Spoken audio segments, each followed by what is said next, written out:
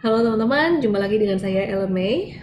Saya mau bagiin tentang jenis-jenis saham ya. Jadi ada macam-macam saham dan mungkin teman-teman nanti perlu memahaminya supaya familiar ketika kita nanti ke depan bahas tentang strategi-strategi saham gitu ya, dan juga untuk rekomendasi saham.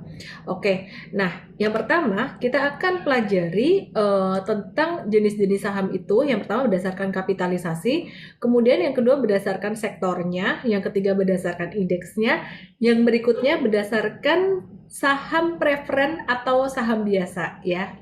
Tapi kita akan lebih banyak fokus di kapitalisasi dan sektoralnya, karena itu yang ke depan kita akan banyak bahas. Untuk indeks, kita akan pelajari untuk indeks-indeks yang penting aja ya. Oke, sekarang kita akan mulai bahas yang pertama, saham berdasarkan kapitalisasi. Kita pahami dulu ya istilah kapitalisasi itu apa sih sebenarnya artinya. Kapitalisasi artinya adalah jumlah saham yang beredar dikalikan dengan harga saham. Jadi, sebuah saham bisa dikatakan berkapitalisasi besar jika jumlah saham yang beredar bertambah banyak, dia kapitalisasinya bisa naik, atau harga sahamnya yang naik ya.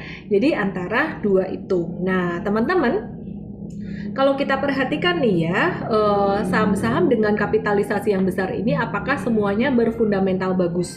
Dulu kita seringkali mendengar, udah kalau investasi beli aja saham big caps gitu. Tapi kenyataannya sekarang saham big caps itu tidak selalu bagus, tidak selalu semenarik saham-saham yang small caps gitu ya. Jadi tidak semua saham big caps juga bisa bertahan dalam jangka panjang. Untuk investasi itu bisa sustainable, terutama dengan kehadiran dari saham-saham sektor teknologi di tahun 2021 kemarin ya. Jadi banyak yang jadi big caps, kapitalisasinya besar, tapi secara fundamental itu belum cukup solid untuk investasi jangka panjang. Nah, kemudian juga untuk saham-saham big caps ini tidak selalu dia akan naik terus. Justru malah biasanya kalau big caps, terutama jika fundamentalnya kurang bagus, maka dia akan susah naiknya ya.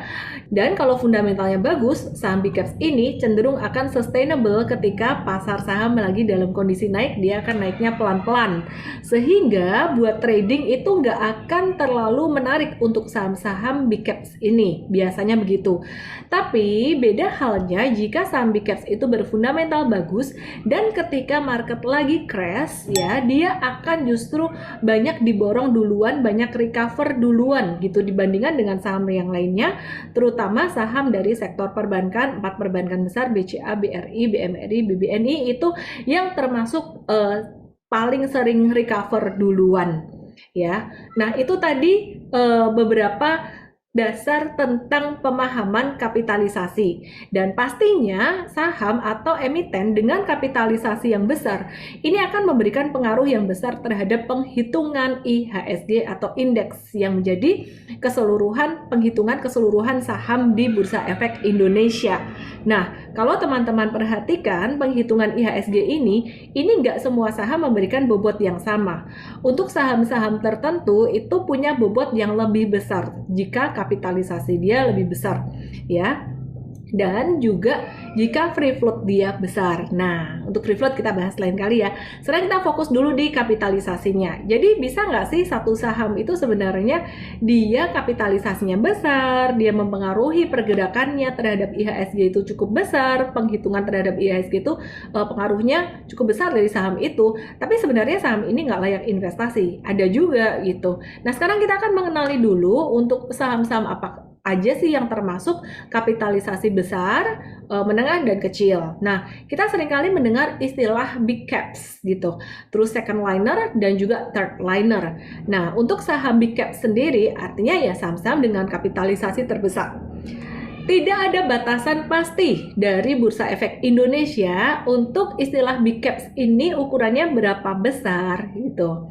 Dan tidak ada batasan pasti atau definisi angka dari Bursa Efek Indonesia mengenai saham second liner ini, definisinya kapitalisasinya berapa sih, itu nggak ada. Dan kemudian untuk saham third liner itu juga tidak ada definisi dari bursa.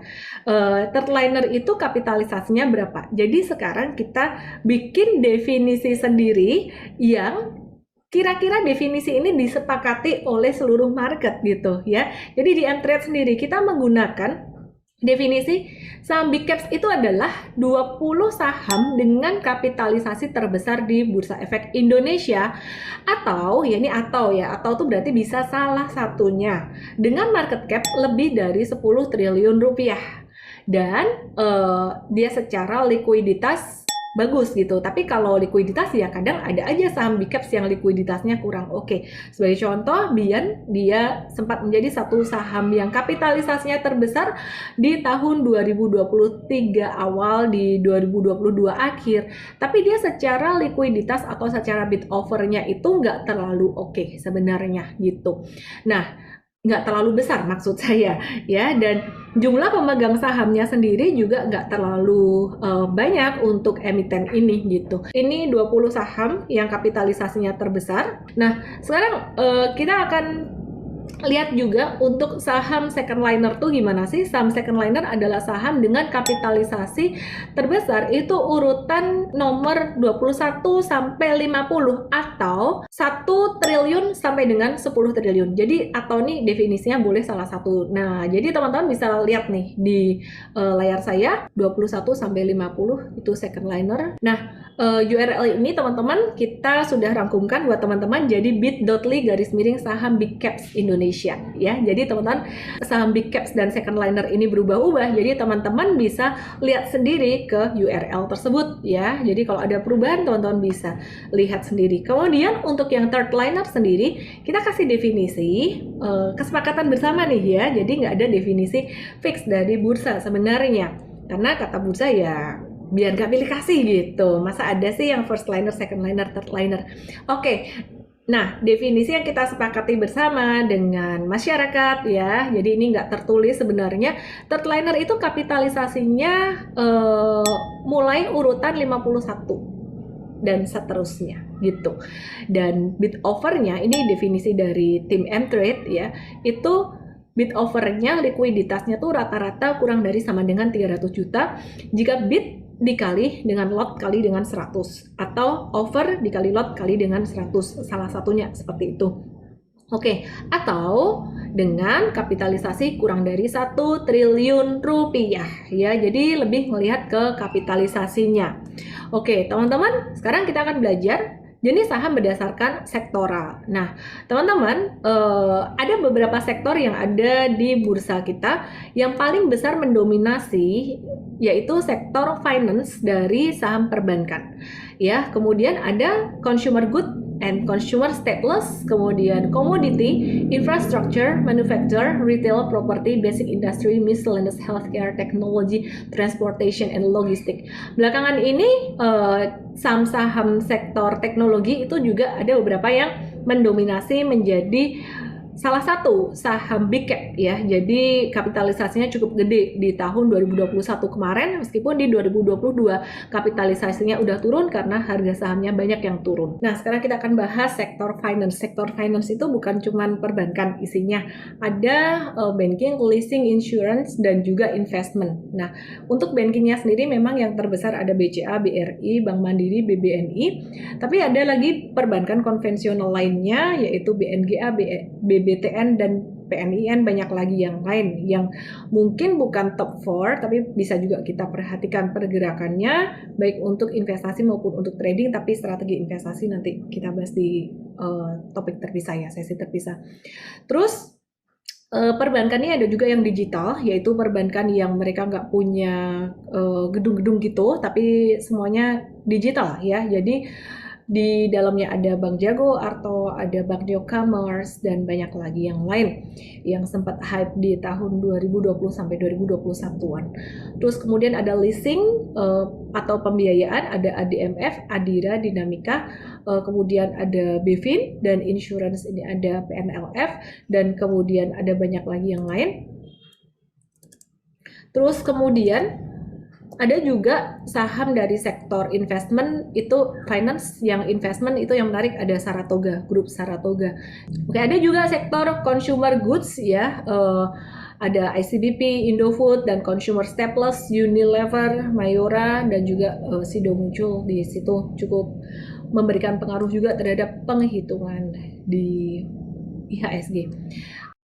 Kemudian teman-teman kita juga memperhatikan sektor komoditas yang market cap-nya lumayan besar juga. Di dalam sektor komoditas ini ada coal, CPO, oil and gas, metals, pulp and paper, dan juga poultry. Nah, yang paling atraktif pergerakannya adalah coal, yaitu ITMG, PTBA, United Tractors, Adaro, dan Harum di tahun 2022 kemarin karena memang ada perang Rusia-Ukraina, dan kadang kalau pas lagi turun ya turun banget gitu, jadi tergantung banget dengan harga coal-nya. Maka dari itu untuk sektor coal sendiri atau komoditas kita nggak terlalu tertarik untuk investasi jangka panjang.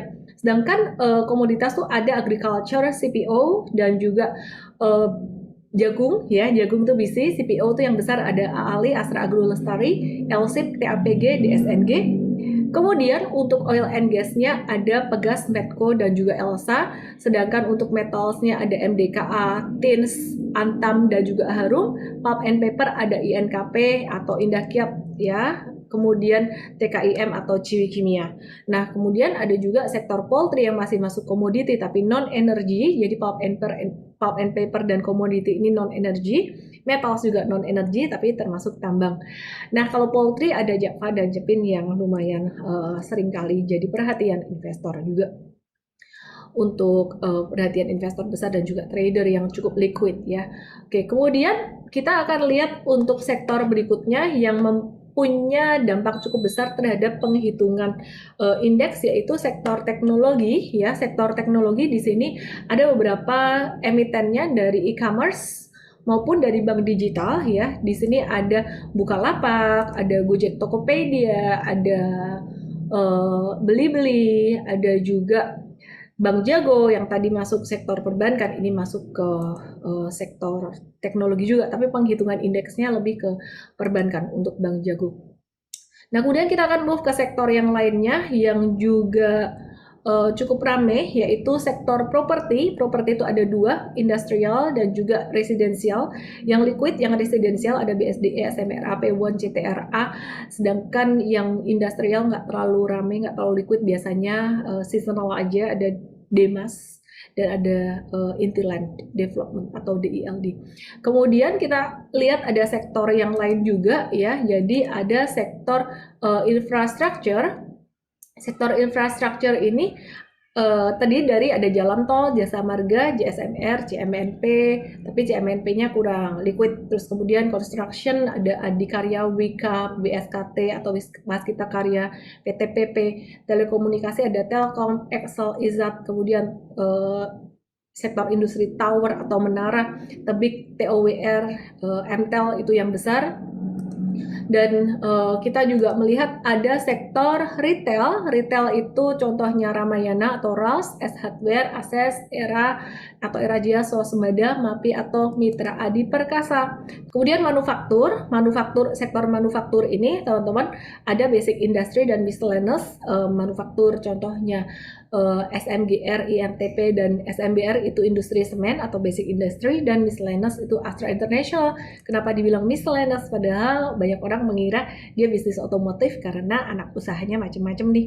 Jadi ada anak usaha di bidang otomotif dan juga di komoditas, contohnya UNTR, AALI itu di CPO tadi kita udah bahas, dan juga banyak lagi yang lain di percetakan Astragrafia juga ada.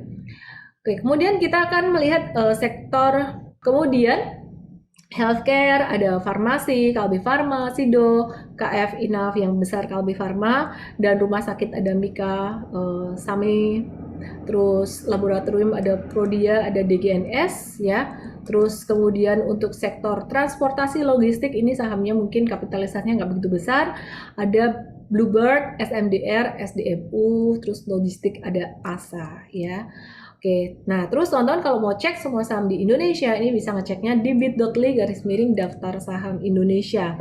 Terus teman-teman sekarang kita akan move ke jenis saham berdasarkan indeksnya.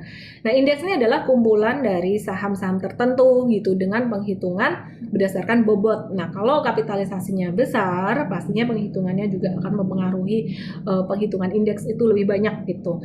Nah, indeks yang perlu diperhatikan dari luar negeri adalah salah satunya MSCI Index. Itu ada indeks MSCI Indonesia dan juga MSCI Indonesia Mid cap index dan small cap index direview setiap bulan April dan November. Nah, kemudian berikutnya ada IHSG nih ya. Jadi IHSG itu indeks harga saham gabungan di Indonesia yang merupakan representasi dari seluruh saham yang ada di Indonesia ya, terutama saham-saham yang kapitalisasinya cukup gede. Dan kemudian ada 3 jenis indeks berdasarkan likuiditasnya, ada LQ45, IDX30 dan IDX80. Di sini 45 saham paling liquid, paling aktif, IDX30 30 saham paling liquid, paling aktif, dan IDX80 80 saham yang paling liquid dan paling aktif juga. Apakah semua saham IDX30, IDX45 ini layak untuk investasi?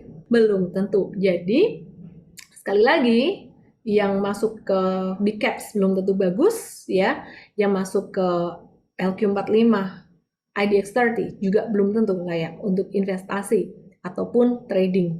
Oke, kemudian kita menggunakan indeks-indeks ini LQ45 dan IDX30 ini untuk memfilter sebenarnya dari saham-saham yang ada di seluruh Bursa Efek Indonesia untuk investasi jangka panjang. Tapi sebenarnya kalau untuk trading, banyak sekali pilihan trading itu di luar dari saham-saham tersebut ya, dari indeks tersebut. Indeks yang lainnya ada indeks sektoral yang beberapa kita udah bahas sektoralnya tadi, bahkan semua udah kita bahas sih sebenarnya ya. Kemudian ada lagi indeks syariah ya. Indeks syariah itu ada indeks saham syariah Indonesia atau ISI, Jakarta Islamic Index atau GII 70 ya. Indeks saham syariah Indonesia disingkat dengan ISSI. Kemudian Jakarta Islamic Index atau JII, dan kemudian ada JII 70 atau JII 70 ya. Jadi itu adalah kumpulan saham-saham syariah yang sudah memenuhi ketentuan syariah dari bursa. Oke, kemudian yang berikutnya ada indeks-indeks lain, yaitu indeks IDX BUMN 20, High Dividend 20, yaitu list saham-saham yang mereka paling rajin dan tinggi bagi dividennya. Kemudian IDX Value 30, saham-saham yang valuasinya cenderung murah, tapi sekali lagi belum tentu layak untuk diinvestasi. IDX Growth 30, saham-saham yang cenderung growth-nya tinggi, tapi hati-hati sekali lagi belum tentu layak juga untuk di trading atau investasikan. IDX ESG Leaders untuk environmental and social governance, kemudian IDX Quality 30 dan banyak lagi yang lain seperti Small Mid Cap Composite, Small Mid Cap Liquid dan Sri Kehati itu kita nggak terlalu perhatikan. Jadi yang biasanya memberikan perubahan di bursa itu dari MSCI Index, perubahan dari MSCI Index dan LQ45. Kenapa? Karena reksadana cenderung kumpulin saham-saham tersebut dan mereka juga cenderung ngebuang saham-saham tersebut jika ada addition ataupun deletion pada indeks-indeks tersebut. Oke, jadi untuk list dari saham MSCI-nya bisa dilihat di sini. Oke, sekarang kita bicara tentang saham preferen dan saham biasa. Mungkin teman-teman pernah dengar tentang saham preferen. Bedanya apa sih dengan saham biasa? Intinya perbedaan utamanya saham preferen ini adalah dividennya tuh udah ditetapkan dari awal dan pembayaran dividen akan diutamakan. Jadi kalau perusahaan pilot atau perusahaan bagi dividen deh, nggak usah pilot deh. Ini pemegang saham preferen akan diutamakan, mereka akan dibayar dulu gitu. Sedangkan pemegang saham biasa, dividennya nggak tetap, kadang bisa dapat, kadang bisa nggak dapat. Dan kalau perusahaan pilot ya akan dibayar belakangan gitu. Teman-teman mungkin berpikir, wah pegang saham preferen aja nih lebih enak. Nggak juga. Kenapa? Karena saham-saham preferen ini harga sahamnya biasanya cenderung sangat fluktuatif dan likuiditasnya kecil dan kurang oke. Kenapa? Ya karena memang ya biasanya perusahaan kalau menerbitkan saham preferen ini cenderung kepepet. Ya, itu beberapa update dari saya tentang jenis-jenis saham. Semoga bermanfaat, dan kalau teman-teman pengen dapat update tentang trading saham lebih update lagi, bisa join sebagai member VIP M-Trade. Saya Ellen May, semoga mencerahkan. Salam profit.